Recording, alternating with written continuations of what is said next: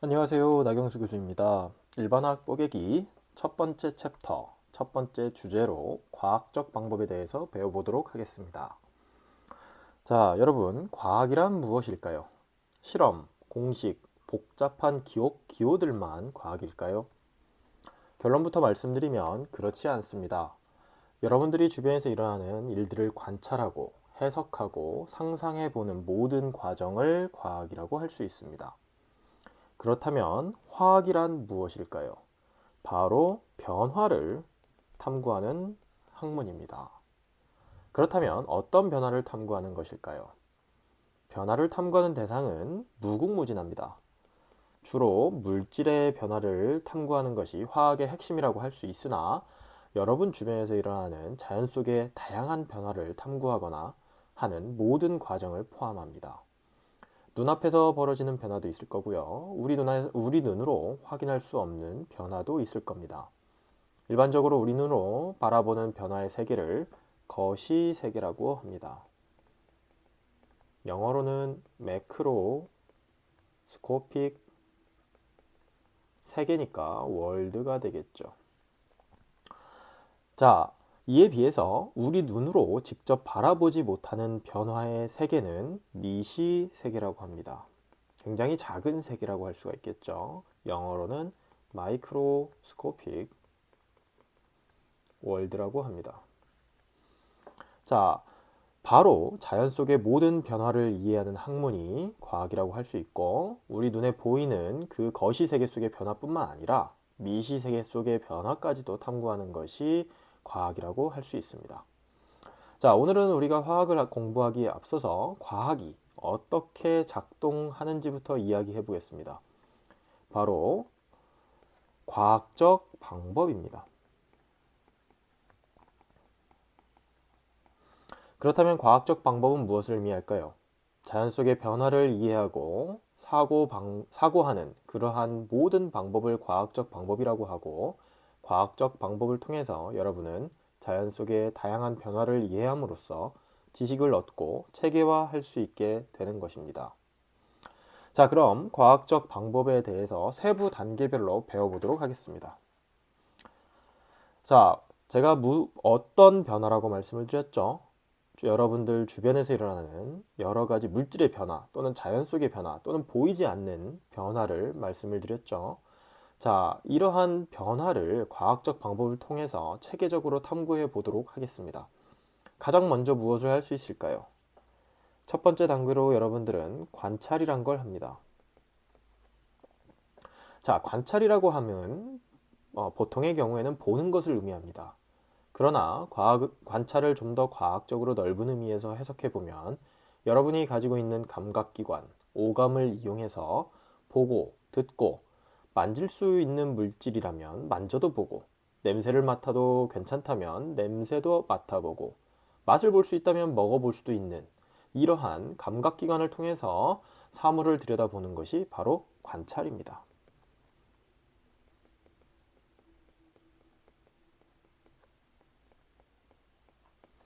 그리고 이를 통해서 여러분은 궁극적으로 관찰을 토대로 자료라는 일종의 데이터가 되겠죠. 데이터를 수집하게 됩니다.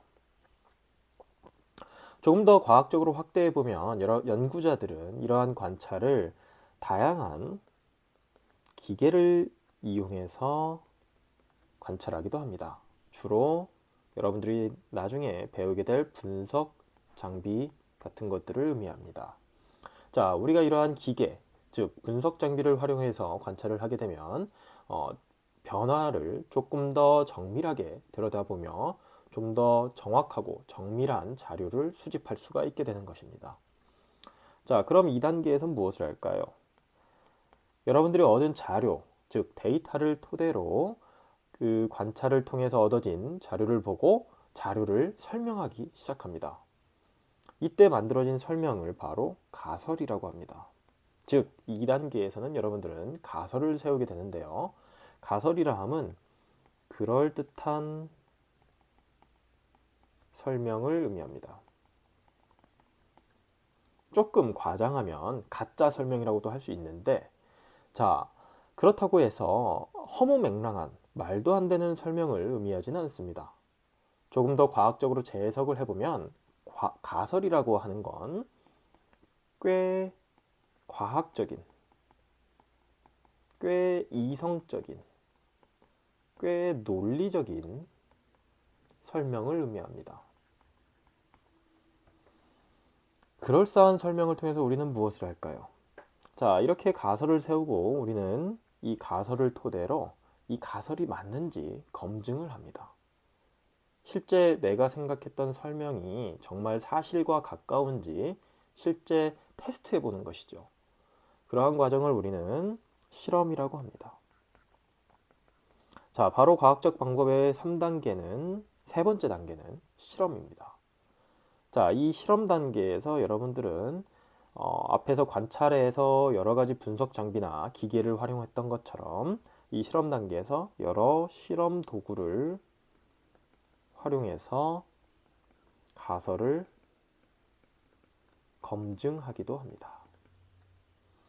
자, 과학적 방법은요, 여기 보시는 것처럼 관찰, 가설, 실험, 이러한 단순한 단계, 단순한 순서가 아닙니다. 여러분들이 지식을 얻는 체계적인 접근 방식입니다.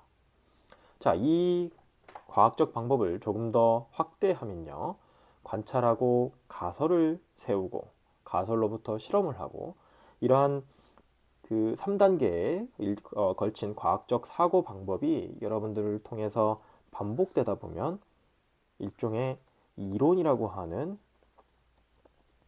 것이 도출이 됩니다. 자, 여러분들한테 한번 예를 들어 볼게요. 어느 날 커피를 마셨더니 집중력이 올라갔어요. 자, 다음 슬라이드에서 한번 이 예를 한번 설명해 보도록 하겠습니다.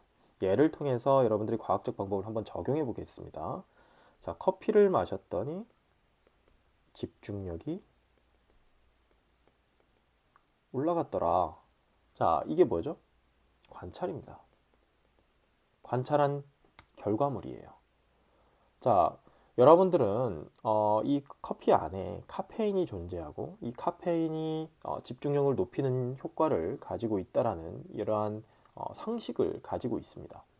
그러나 여러분들 이러한 상식이 머릿속에 있다고 생각하지 말고 그러한 상식이 없는 상태에서 이러한 관찰을 여러분들이 해냈습니다. 그리고 이 관찰로부터 여러분들이 어떤 생각을 할까요? 커피에 무언가가 들어있구나. 그런데 내가 평상시 마시지 않던 커피를 마시고 공부를 했더니 왠지 모르게 오늘 공부가 잘 되네. 오늘 좀 집중이 잘 됐는데? 라는 그러한 관찰 결과, 관찰로부터 얻어진 데이터를 확보하게 되고요. 그로부터 여러분들이 설명하기 시작합니다. 커피 속에 무언가 들어있었나? 라는 생각을 하는 것이죠. 커피 속에 어떠한 집중력을 향상시키는 그러한 그 성분이 들어있었던 게 아닐까라는 상상을 하게 되는 거죠. 그럴싸한 설명이죠. 이게 바로 가설입니다. 자, 가설로부터 여러분들은 무엇을 할까요? 그 가설이 맞다면 옆에 이제 이 가설을 들었던 친구가 이야기하는 것이죠. 그래, 그 말이 맞다면 나 지금 안 그래도 공부 잘 안 되고 있었는데 커피 한 잔 마셔보자 하고 커피 한번 먹어보겠죠. 그렇죠? 바로 실험입니다. 자, 실험을 통해서 커피를 안 마시던 친구가 커피를 마셨더니 아니나 다를까 30분 정도, 원래 10분 정도 집중력이 발휘됐었던 친구가 30분 정도 굉장히 자리에서 일어나지도 않고 굉장히 열심히 공부를 하더란 겁니다. 자, 이 실험을 통해서 여러분들은 검증을 한 거죠. 유레카를 외치는 거예요. 커피 속에 무언가 들어있는데 이 무언가가 집중력을 향상시켰구나. 그래서 옆에 친구가 또 물어봅니다. 그래? 그럼 나도 좀 마셔보자. 마셔봤더니 그 친구는 효과가 없네요. 자, 그러면 여기서 어떤 설명을 할 수 있죠? 또 다른, 자, 마셨더니 이제 옆에 처음에 마셨던 친구에 비해서는 커피를 마시고 집중력이 올라가지 않았던 거죠. 또 다른 데이터가 확보됐고, 그렇다면 가설이 잘못된 건가? 라고 해서 가설을 수정합니다. 가설을 수정하고 다시 실험을 하고. 자, 이러한 반복된 그 실험, 그 관찰과 그다음에 가설, 그다음에 실험의 단계를 통해서 여러분들은 어떠한 이론이라고 하는 설명을 도출해냅니다. 자, 이론이라고 하면요, 여러분들 여기서 굉장히 중요한 개념이라고 할 수가 있는데, 반복적 사고를 통해서 많은 자료들과 점점 더 과학적으로 맞는 사실에 근접한 가설들이 모이게 되면서 비로소 이것을 정리하게 이제 되겠는데요. 여러분들, 이렇게 만들어진 사실로 검증된 가설들이 정리된 것을 이론이라고 합니다. 자, 이론은요, 모든 실험적 사실들과 이에 바탕을 둔 법칙, 영어로는 law입니다. 법칙들을 설명할 수 있는 총괄적인 원리라고 할 수 있습니다. 자, 이러한 이론은요, 지속적인 검증을 필요로 합니다. 자, 이론이 만들어지면 보통의 경우에 다른 현상에 대한 예측도 가능하고요. 이 예측을 통해서 실제 실험적으로 맞는지 테스트도 합니다. 이 실험을 통해서 예측이 맞으면 이론을 조금 더 강화시키기도 하고요. 실험을 통해서 예측이 틀렸으면 이론을 수정하기도 합니다.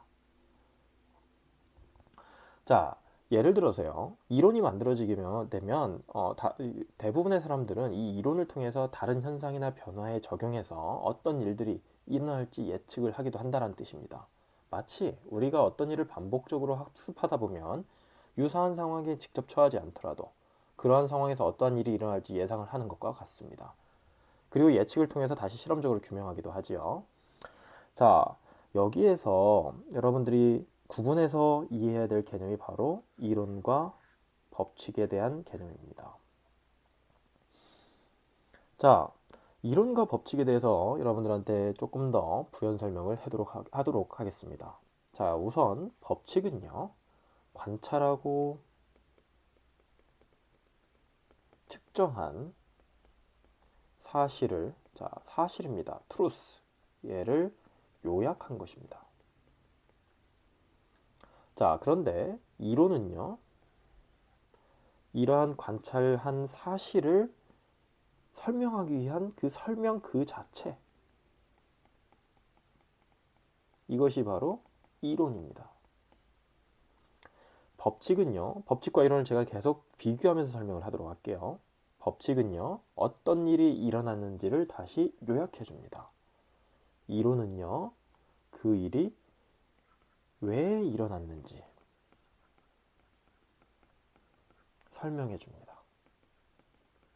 이론이 좀 더 구체적이라고 생각할 수가 있어요. 예를 들어서 여러분들이 이제 일반학을 학습하다 보면 뒤에 가서 여러 가지 이론들을 배우는데요. 뭐 예를 들어서 원자 이론, 분자 운동 이론 이런 것들이 있어요. 자, 그러한 이론을 통해서 어떠한 현상에 대해서 설명을 하는 것이죠.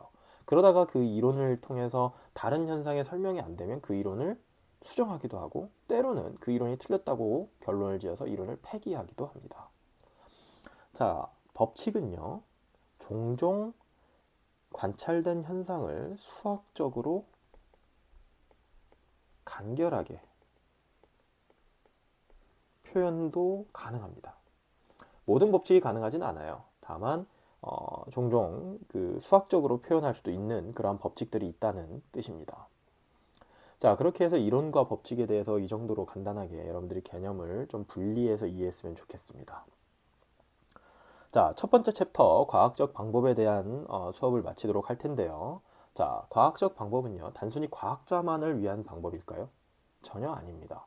과학적 사고는 논리적 문제 해결 능력을 기르는 훈련으로 과학자들에게만 국한된 것이 아닙니다. 화학을 배우는 첫걸음이나 또는 과학을 배우는 첫걸음도 여기서 시작합니다. 바로 논리적 문제 해결 능력, 그리고 이를 위한 과학적 사고 방법이 바로 시작점입니다.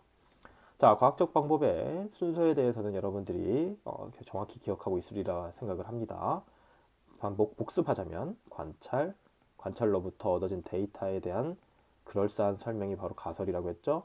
이 가설을 통해서 세워진 가설을 검증하는 실험이 필요하고, 다시 이 실험을 통해서 얻어진 새로운 관찰로부터 데이터가 점점 쌓이게 되고, 이 데이터를 통해서 점점 그럴싸한 설명들이 더 사실로 강화가 돼서 이론이 만들어지거나 이 이론을 요약해서 법칙으로 완성시키기도 합니다.